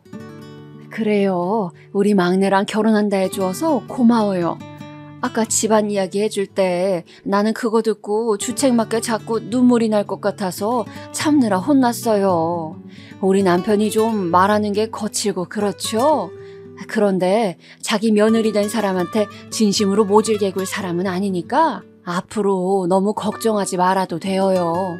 내가 비록 힘은 없지만 열심히 방패 역할을 해볼 테니까. 시어머니의 말씀을 듣자마자 저도 따라서 눈물이 막 글썽거리고 말았네요. 시아버지께서 마치 용의자에게 추궁하는 형사처럼 저에게 친정가족의 신상이며 이것저것을 캐물을 때 저는 덤덤히 있는 사실만을 말씀드렸거든요. 그런데 시어머니께서 그걸 들으시고는 제가 이혼한 부모님을 두었고 동생들과 왕래가 없다는 사실에 마음이 아프셨다는 거예요. 단번에 제가 아주 외로운 사람이라는 것을 알았다면서 너무나도 마음이 미어지셨다고 했습니다. 저는 아닌 척 애를 쓰면서 살아왔지만 실상은 근본적으로 애정에 지독하게 목이 마른 사람이었으므로 시어머니께서 저를 알아주시고 저에게 관심을 보여주시고 제 편을 들어주신다는 사실만으로도 가슴이 벅차오르는 기분이었어요. 시댁 재산 그거 얼마 되지도 않던데 그것도 재산이랍시고 어쨌든 경제권을 다 쥐고 있는 시아버지의 편에 서서 딸랑거릴 마음은 조금도 들지 않더군요. 아주버님 부부나 시누이 부부는 그렇게 생각하지 않는 모양이었지만 저는 시어머니처럼 좋은 분을 두고선 서열 우선주의로 시아버지만 따르는 그들이 아주 이상하다고 여겨졌습니다. 재산이 되게 컸다면 사람 욕심이라는 게 그럴 수도 있지 하고 말았겠지만 별로 대단한 재산도 아닌데 시아버지께 하나같이들 붙어서 뭐하는 짓이었는지. 암튼 저는 남편하고 무사히 결혼에 꼴이나 했어요. 결혼식에는 저희 친정 식구들이 아무렇지도 않게 참석하여서 각자의 자리를 빛내주었고요. 그런데 본식이 끝나고 엄마가 저한테 와서 이런 말씀으로 초만 안 치셨어도 정말 완벽할 뻔했어요. 네 동생들 장가갈 때는 더 성대한 결혼식 올렸으면 좋겠다. 안 그러니? 네가 열심히 박서방하고 같이 돈 모아놨다가 네 동생들 결혼할 때 큰 돈 턱턱 내놓고 그래. 알았지? 누나로서 그렇게 본을 보여야 동생들이 기가 살지. 제가 궁금해하지 않았기 때문에 자세히는 몰랐지만 동생들이 둘 다 자력으로 성대한 결혼식을 올리면서 장가갈 능력은 그때 되지 않았습니다. 당시에 동생들은 2명 다 결혼 생각도 없었을 때였고요. 그런데 머나먼 미래를 위해 제가 돈을 열심히 벌어서 모아놨다가 동생들을 위해 내놓아야 한다니 그냥 듣기만 해도 짜증이 나더라고요. 가장 싫었던 건 제 결혼식 날에 동생들이 미래에 치를 결혼식 이야기를 한 엄마의 태도 그 자체였습니다. 여전히 저는 써먹고 싶은 맏딸 그 이상 그 이하도 아니었으며 엄마의 아픈 손가락은 절대로 제가 아니라는 사실이 너무 싫었어요. 동생들은 썩 좋은 곳에 취직한 것도 아니었는데 엄마는 그걸 아주 높이 평가해주면서 어떻게든 항상 동생들을 기살려주기에 총력을 펼쳤습니다. 저한테는 그런 신경을 써주신 적이 단 한 번도 없었는데요. 결혼이란 것을 계기로 엄마와 새로운 관계를 정립하고선 잘 지내볼 수도 있지 않을까 생각했던 것은 저의 망상이었음을 깨달았네요. 자존심에 아무런 내색도 하지 않았지만 속으로는 너무 서러웠고 여전히 엄마로부터 혼자 상처를 잘 받는 제 자신이 나약해서 견딜 수가 없었어요. 이런 제가 시어머니의 모습에서 저를 투영하게 된 것은 어찌 보면 예견된 수순이었나 봅니다. 남편이나 저나 일 다니는 직장인이었고 신혼집이 시댁과 되게 가까운 것은 아니었기 때문에 자주 찾아뵙지는 못하였어요. 특히 시아버지께서 시댁에 계시니 저는 왠지 심적으로 편하지 않기도 하였고요. 그래도 결혼하고 나서 초반에는 한 달에 2, 3회씩은 꼬박 찾아뵈었습니다. 그리고 참 이런 표현 너무 적나라하지만 보면 볼수록 알면 알수록 시댁 집안이 개판 5분 전이라는 감상을 받게 되었어요. 우선 남편의 형, 3남매의 맞이인 아주버님부터가 아주 인성이 글러먹은 사람이었습니다. 걸핏하면 시어머니께 이거 해놓으랬는데 왜 안 해놨냐? 엄마는 내 말이 우습냐? 아버지 손에 죽고 싶냐? 이런 망발을 서슴지 않았습니다. 제가 처음에 목도했을 때 얼마나 놀랐는지 몰라요. 처음에는 아주버님께서 제 눈치를 살피셨는데 시간이 좀 지나니까 금세 풀어져서 시어머니께 저런 패륜적인 행동을 제가 시댁에 방문했을 때도 하고 만 거예요. 기가 막힌 제가 언제 한번은 아주버님께 그런 언행은 너무하다고 본인도 생각하시지 않냐 지적하니까 얼굴이 시뻘개져서 저를 노려보시더군요.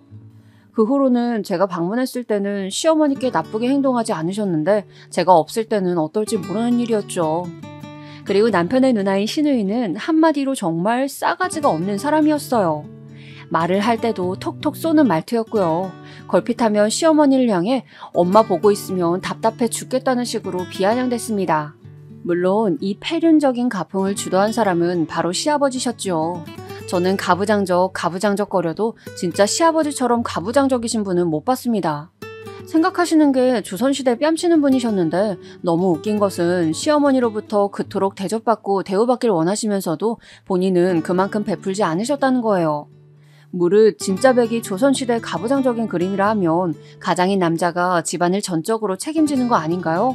그런데 시아버지께서는 책임에서는 슬그머니 뒷짐을 지셨고 받아드시는 데에만 관심이 많으셨어요. 식탁에 젓가락 한 장 놓아본 적이 없으시고 물 한 컵을 본인 손으로 떠다가 드신 적이 없으신 분. 이런 분과 살아오신 시어머니가 정말 놀라웠습니다. 결혼하고 몇 달 뒤 저는 시어머니와 따로 대화를 나눌 만큼은 가까워졌는데 어느 날 이런 이야기를 들었어요. 가정을 지키는 게 최우선이라고 생각했어. 내 새끼들 온전히 부모 있는 자식들로 크게 해주고 싶어서 꿋꿋하게 참는 버릇이 들다 보니 세월이 그냥 속절없이 흘러버린 거지. 혹자는 이런 시어머니를 두고 미련하다, 바보 같다 라고 비난할지 모르겠으나 저는 당사자가 아니라면 그 입장은 함부로 헤아릴 수 없는 것이라고 생각이 들었습니다.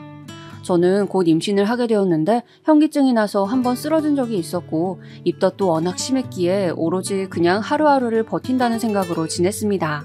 시댁에 가는 것조차 힘들었고 태어날 아이를 위해 한 푼이라도 더 벌어야 한다는 욕심을 내려놓지 못해서 직장을 계속 다녔기 때문에 저는 집과 직장 외에는 아무것도 가지 못했습니다. 주말에는 집에 가만히 콕 박혀서 평일 동안 쓴 에너지를 충전했고요.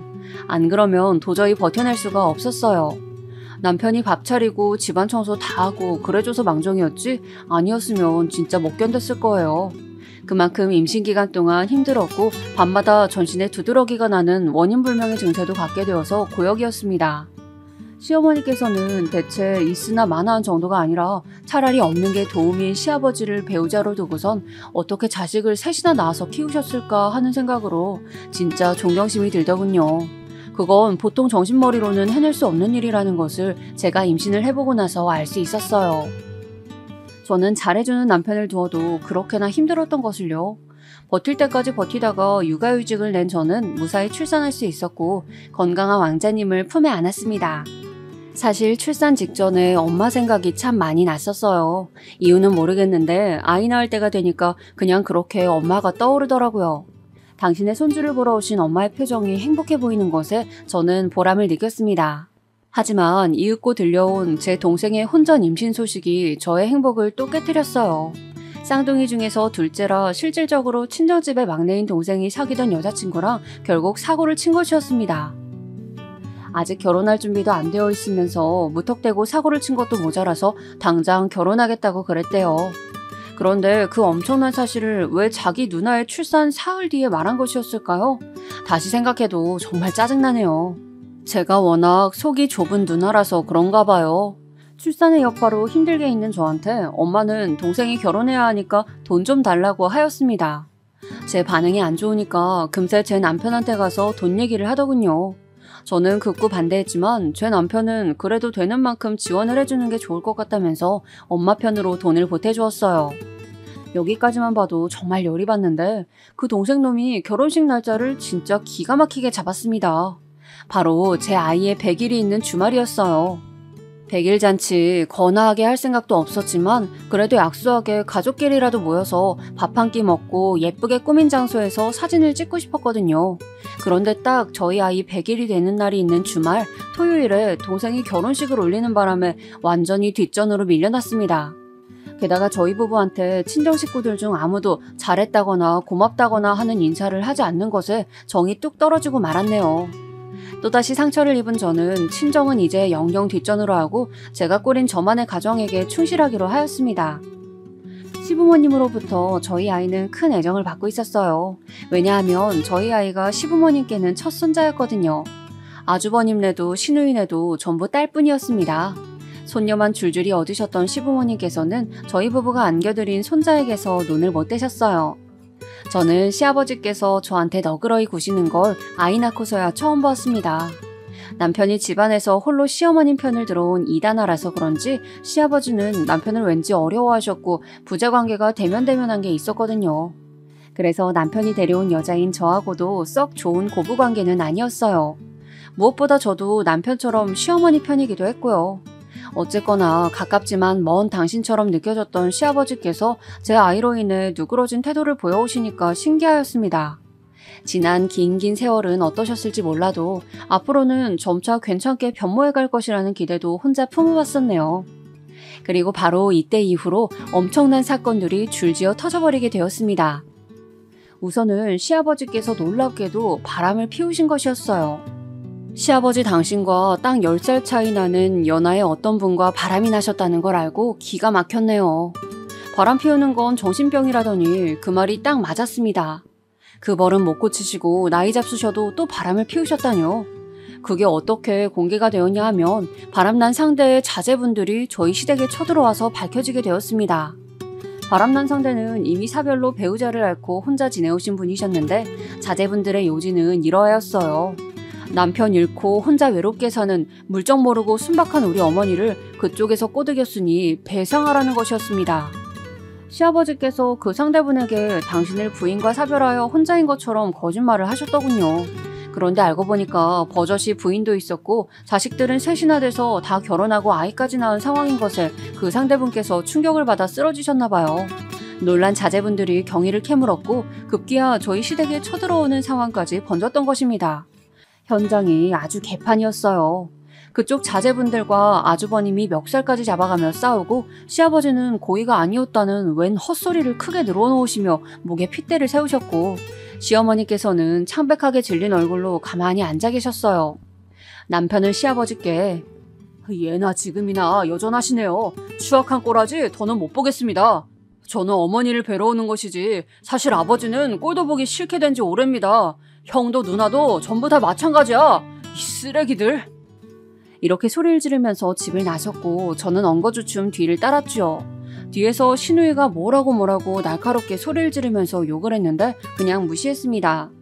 시아버지의 바람 사건, 이게 가장 먼저 일어난 일이었고요. 그 다음으로는 정말 이렇게 아무렇지 않게 회상하게 되기까지 힘든 과정이 있었던 바로 그 일은 남편의 갑작스러운 부고였습니다. 사거리 횡단보도에서 대기 중이었는데 시속 100km 속도로 달려온 정신나간 차량에 의해서 끔찍한 추돌 사고가 있었고 그러면서 튕겨져 나온 차가 남편 쪽으로 향하는 바람에 그렇게 되었어요. 남편하고 같이 있었던 직장 동료 한 분도 동시에 변을 당했습니다. 출근하겠다고 나갔던 사람이 싸늘하게 식은 모습으로 저에게 돌아왔을 때 그 상실감과 아직 너무나도 어린 저희 아이가 죽음이란 것이 뭔지 인지조차 하지 못하고선 자기 아빠를 하염없이 찾는 모습을 보며 느낀 무력감. 진짜 하늘이 원망스러웠고 이 모든 세상을 저주했던 것 같아요. 왜 멀쩡히 잘 살고 있는 가정에 이런 비극이 도래해야 했는지 슬픔과 충격 속에 남편을 떠나보낸 후 저한테 보험금 얘기를 물어보는 미친 남동생들과는 절연을 하였습니다. 조금도 아깝지 않았네요. 진작에 저랑은 글러먹은 관계였으니까요. 이것이 두 번째 사건이었네요. 그리고 바로 이 남편의 갑작스러운 죽음이 묘한 여파를 발생시켰습니다. 그 다음 사건은 다름 아닌 시부모님의 이혼이었어요. 저는 이때 마음을 온전히 추스르지도 못한 상태였고 살 사람은 어떻게든 아이를 위해서라도 살아야 했기 때문에 여러모로 시부모님 사정에 신경을 쓸 겨를이 없었습니다. 그래서 어떻게 상황이 돌아가는지 몰랐다가 이혼을 하셨다는 것에 깜짝 놀라고 말았죠. 남편이 죽고 나서 술을 자주 찾으시던 시아버지 그리고 우울증을 앓고 있던 시어머니 사이가 좋을래야 좋을 수 없었던 것입니다. 아슬아슬한 줄타기를 하시던 두 분은 시아버지께서 어느 날 시어머니께 나가라고 한마디를 하시면서부터 급변하게 되었대요. 내가 가기는 어디를 가요? 내가 가려면 갈 데가 어디 있다고. 내가 당신의 그 모든 해괴망측한 잘잘못들을 다 덮어주고 감내하고 그렇게 살아왔건만 이제 와서 나를 이렇게 내팽개치겠다고요? 당신이 그러고도 사람이에요? 분통이 터지신 시어머니께서 그렇게 따지셨지만 시아버지께서는 완강하셨대요. 시어머니를 내쫓고 이제 자유연애를 즐기시다가 세상을 마감하시겠다는 어처구니 없는 말씀도 하셨다고 합니다.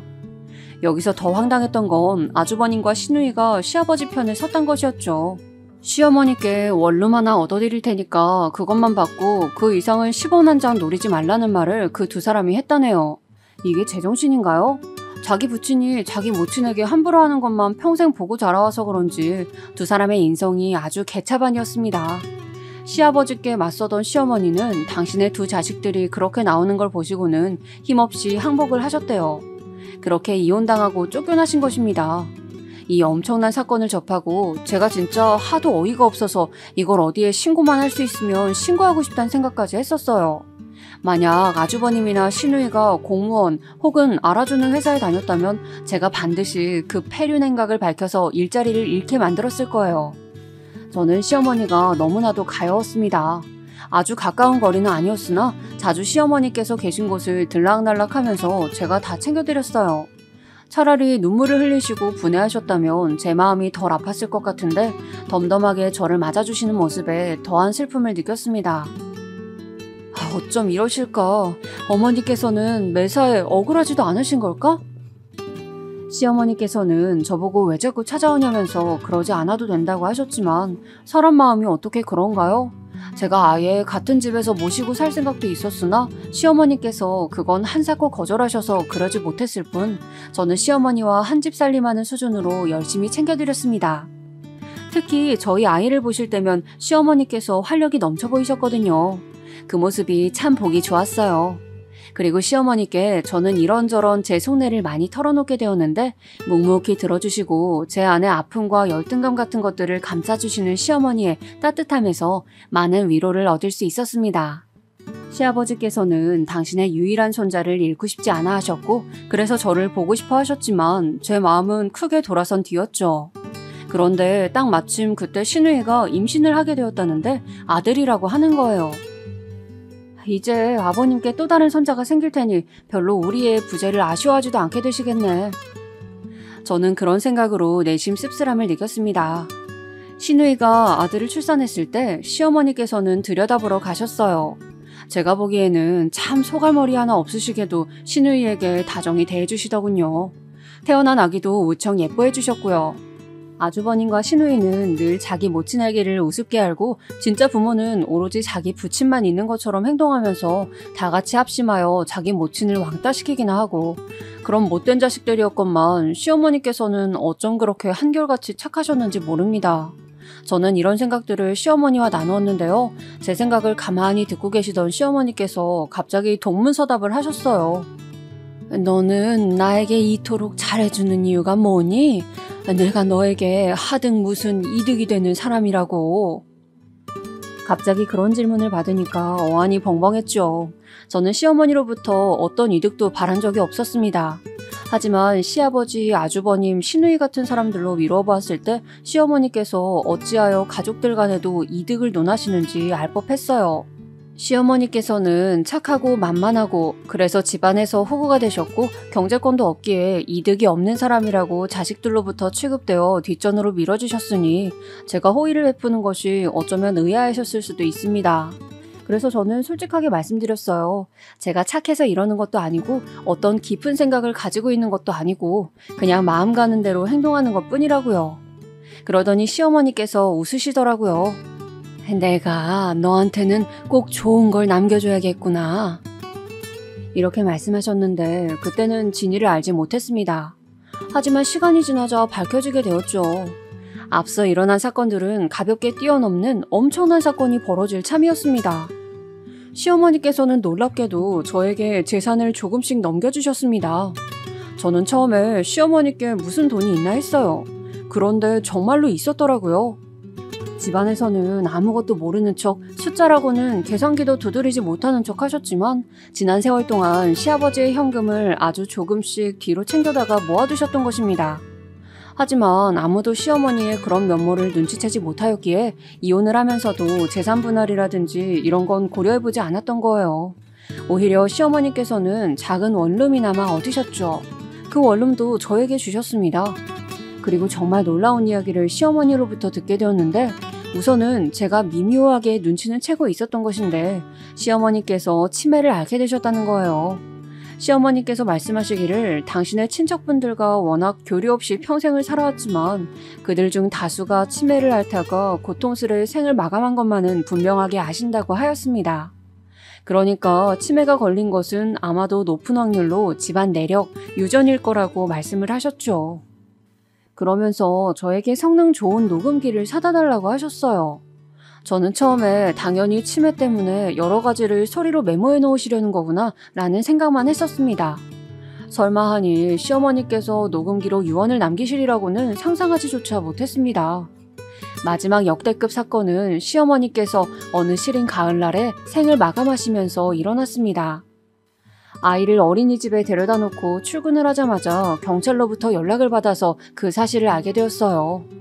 제가 마지막으로 시어머니를 뵈었던 게 그날로부터 딱 이틀 전이었는데 하루 뒤에는 찾아뵙기로 했었는데 정말 믿을 수 없었고 허망하였습니다. 시어머니께서 이틀 전 제 가방에 쏙 넣어두셨던 녹음기, 만약 그것을 제가 빨리 발견해서 틀어보았다면 결과를 막을 수도 있었을지도 모른다는 죄책감에 미칠 것 같았죠. 하지만 이미 벌어진 비극이었고 인간의 존엄을 잃어가며 죽는 것만은 사절이라고 하셨던 시어머니께서 당신 스스로를 위해 내리신 선택을 제가 감히 비난할 수는 없는 것이었습니다. 그리고 저는 장례식을 앞두고 혼자 고민하고 있었어요. 시어머니께서 저에게 남몰래 주셨던 재산, 그것들을 시댁 식구들을 엿먹이기 위해 밝혀야 하나라는 고민을 말이죠. 배 아파 죽어봤으면 해서요. 그런데 그 고민은 시어머니께서 남기신 녹음기의 내용을 다 들어본 순간 날아가 버렸습니다. 실로 엄청난 내용이 들어있었거든요. 저는 떨리는 심정을 뒤로한 채 시댁 식구들을 장례식장 한켠에 모았습니다. 시어머니의 유언이 있다는 저의 말에 호기심을 가지고 모두가 모여들었죠. 시댁의 친척 어른들도 전부 다요. 마침내 제가 녹음기에 그 부분부터 틀었습니다. 지긋지긋하게도 살아왔지만 나는 밟아도 꿈틀하지 않았던 지렁이였지. 시어머니의 목소리가 울려 퍼지자 몇몇이 슬픈 한숨을 내쉬었습니다. 시아버지께서는 퀭한 낯으로 고개를 떨구셨고요. 아주버님과 시누이 쪽은 덤덤해 보였는데 다음 시어머니의 발언을 듣고는 놀란 표정이 되었습니다. 하지만 마지막 순간은 달리 가련다. 이것이 내 복수다. 나의 비밀을 이제서야 공개하니 모두 잘 들어주기를. 모두가 어리둥절한 표정이었습니다. 저도 시어머니의 유언을 듣고 놀라서 비명을 지를 정도였는데 시댁 식구들의 충격은 저보다 분명히 더한 것이었겠죠. 가장 먼저 당신, 여보, 내가 당신에게 한없이 낮추고 살아왔던 것은 내가 이면적인 여자라서 그랬던 것이야. 죄책감에 당신을 거스르지 않았고 또 한편으로는 함부로 행동하는 당신에게 화가 나서 또 죄를 저지르기로 하였지. 이게 무슨 이야기인가 싶어서 시아버지께서 눈을 크게 뜨시곤 내용에 귀를 기울이셨습니다. 당신이 아끼는 우리 큰아들 박장훈, 당신 아들 아니야. 그 옛날 뚝방 뒷길에서 구멍가게를 하였던 최씨 기억나지? 당신이 거렁뱅이가 따로 없다고 항상 욕을 했던, 그렇게나 당신이 혐오했던 최씨의 아들이 바로 당신 큰아들이야. 그 순간 놀란 신음이 터져나왔습니다. 시아버지께서는 반사적으로 아주버님 쪽을 바라보셨죠. 그리고 우리 딸 박윤자, 우리 윤자도 당신 딸 아니야. 윤자는 당신이 그토록 싫어했던 피람전기 공장의 윤 반장 딸이야. 그래서 내가 일부러 이름에 윤을 넣자고 그랬던 것인데 당신이 웬일로 그러자고 하더라고. 당신은 지금까지 그토록 증오하는 윤 반장의 딸을 키워온 것이지. 그때 시누이가 짧은 비명을 지르면서 자리에서 벌떡 일어났습니다. 아들을 출산한 지 오래되지 않았기 때문에 살이 꽤 쪄있는 상태여서 일어나는 순간 기우뚱하더군요. 그 모습을 시아버지께서 흔들리는 눈동자로 보고 있었습니다. 먼저 간 우리 막내 박기훈, 기훈이만이 유일한 당신의 친자식이야. 당신은 유일한 자기 핏줄과 서먹서먹하게 지내왔던 것이지. 당신 그거 알아? 생김새가 기훈이만 당신을 닮았었다는 사실을. 당신은 눈이 흐려져서 그걸 들여다보지도 않고 살아온 모양이지만 어쨌거나 나는 나의 부정으로 태어난 아이들을 당신이 당신 돈으로 키워주었기에 지금까지 아무런 소리 안 하고 살아왔어. 세상 떠나게 된 지금에서야 진실을 밝히네. 무덤덤한 시어머니의 목소리에 그야말로 장례식장은 혼돈 속에 빠져들었습니다. 아주버님과 시누이는 그럴 리가 없다면서 소리를 질러댔고 시아버지께서는 거친 숨을 몰아쉬며 욕을 해대셨습니다. 그러나 중에 시댁의 친척분들은 어쩐지 먼저 간 기훈이만 외모가 친탁을 한 게 신기했었다며 끓는 물에 기름을 부으셨습니다. 결국 유전자 검사가 진행되었고 진짜로 아주버님과 시누이는 시아버지와 부모 자식 관계가 성립하지 않는다는 결과가 나왔어요. 저희 아이는 시아버지의 손자가 맞는 것으로 나왔습니다. 그 뜻인즉 시아버지의 유일한 진짜 친자식이 제 남편이었다는 시어머니의 유언이 진실이었다는 것이었죠. 시아버지께서는 머리를 부여잡고 크게 절규하셨습니다. 시댁이 완전히 초토화가 되어버렸어요. 시댁의 재산은 오롯이 시아버지께서 다 쥐고 계셨는데요. 시아버지께서는 아주버님과 시누이에게 절대 물려줄 수 없다며 전 재산을 사회에 환원하는 한이 있더라도 결코 물려주지 않겠다고 못을 박으셨습니다. 내 재산은 반드시 내 친손자한테만 물려줄 거다. 내 피가 섞이지 않은 사람들한테는 절대 못 줘. 시아버지께 자기도 손자를 안겨드리게 되었다며 기세등등했던 것이 시누이였는데 청천벽력이었죠. 아주버님은 자존심이 무척 상하셨는지 본인의 친부를 찾아가겠다면서 시댁의 재산 따위는 받지 않겠노라고 소리를 지르셨어요. 심지어 각서까지 쓰셨고요. 그런데 그게 홧김이었는지 며칠 후에는 무척 후회를 하며 용서를 또 비셨다고 하네요. 충격이 조금 진정되고 나니까 시누이는 다른 부분에서 정신이 나가버린 모양이었어요.